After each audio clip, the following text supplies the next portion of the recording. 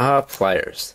They come in all shapes and sizes, and they're one of the most common tools that probably pretty much everyone has around home or in the toolbox.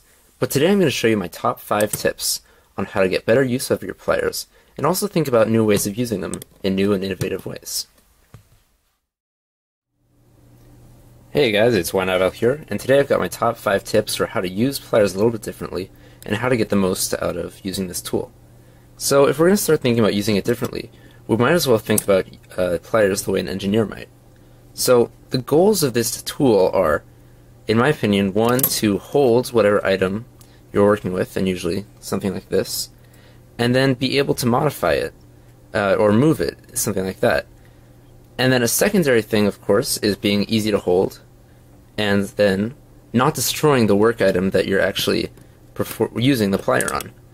And pliers come in all shapes and sizes to meet these goals, but almost always you see 2 strips of metal that are hinged together at the same point, and they work as levers together with a shared fulcrum, so that you apply a small amount of force on the long end, and you get a larger amount of force over a smaller distance on the big end. So these are some things that we can think about as we move forward using the pliers in different ways to get different effects. My first tip on plier usage is, instead of using the actual mouth to grip delicate objects, use the handle to grip delicate objects that you need to apply force to. So this side is designed to grip metal, and it's made of tool steel. It's a hard steel, and if you hold softer materials such as even mild steel or aluminum or other stuff, it could and it will either break or indent the material. So let me give you a scenario here. This is an aluminum plate with threaded holes drilled in it, and I've got little pieces of threaded little bar, and I've got a ceramic standoff that I want to first screw the rod into the base plate, and then I'm screwing in the standoff on top.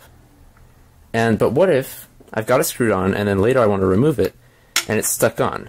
Well, that's exactly the scenario here. And obviously the last thing I want to do with this ceramic piece of material is grab it with the front of my pliers. So instead, I can turn my pliers around and get a really good grip with the rubber grips and turn it with no problem at all.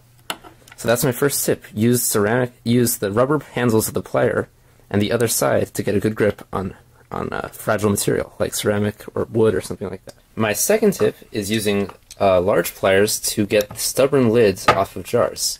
So this is some PVC purple primer, and it's notoriously hard to get the lid off if you remember from my last couple videos.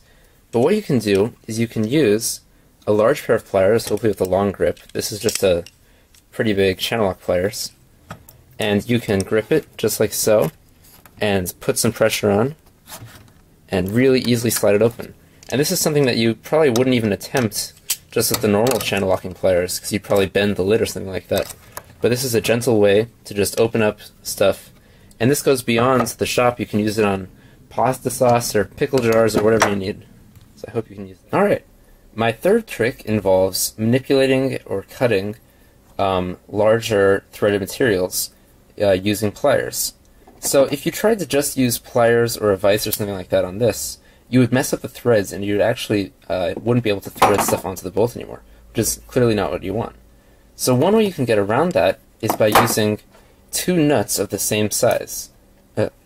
So in this trick, you thread them both onto the nut together, and then by tightening them together, so you can do it by hand, or you can use a vise and a pliers, or 2 pairs of pliers.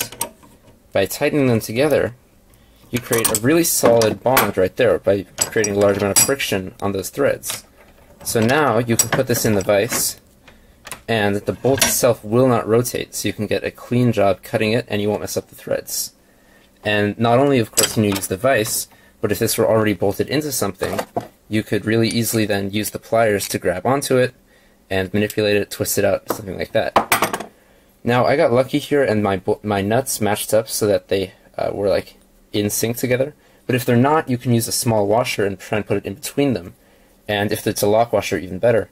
And then they'll line up in sync, so you can more easily put them in the vise or in a pair of pliers. So that's my third tip on manipulating threaded. My fourth trick involves taking regular pliers and using easy materials to turn them into gripping pliers. There are a couple different types of that.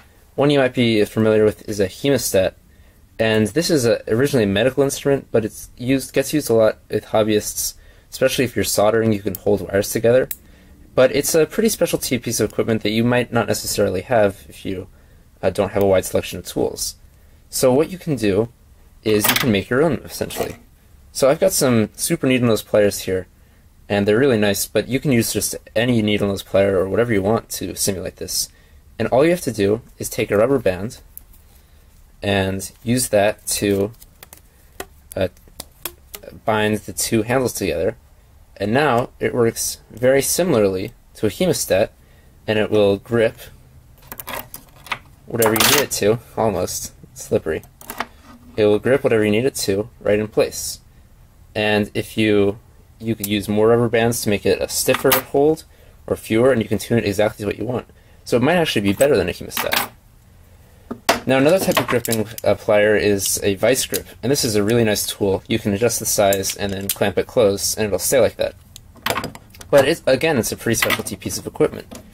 If you have just a regular kind of crappy pliers, you can simulate that using a hose clamp around the handles. Just put that on and tighten it down, and again you can make it exactly to the size you want to clamp onto.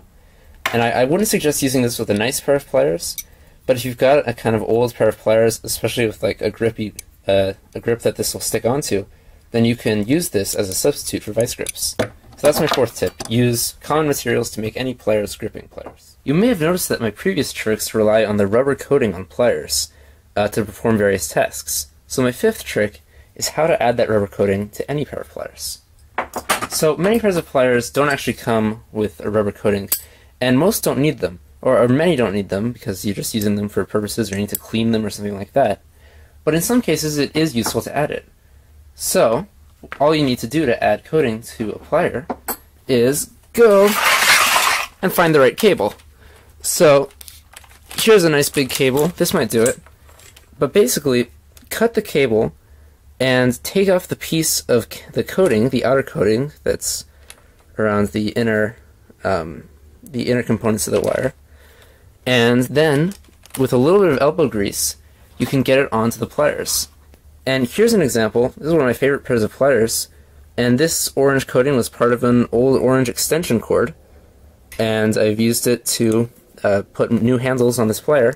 And this little part right here where it's rubber is really useful for getting good leverage on things like I showed in this video. So there you go. Now you can make any pair of pliers a rubberized grip pair of pliers. Alright, so those were my top 5 tips on thinking about using and applying pliers in different ways. The situations I presented were kind of generic situations, but I hope that you can modify them for your own uses. So please let me know if you found any particular use for any of those tips, or if you were able to just think differently. Please drop a like. And if you'd like me to continue with this and maybe try other tools, if you drop a suggestion down in the comments, I'll consider it and see what I can do. But for now, thanks for watching, and hope you have a really nice day.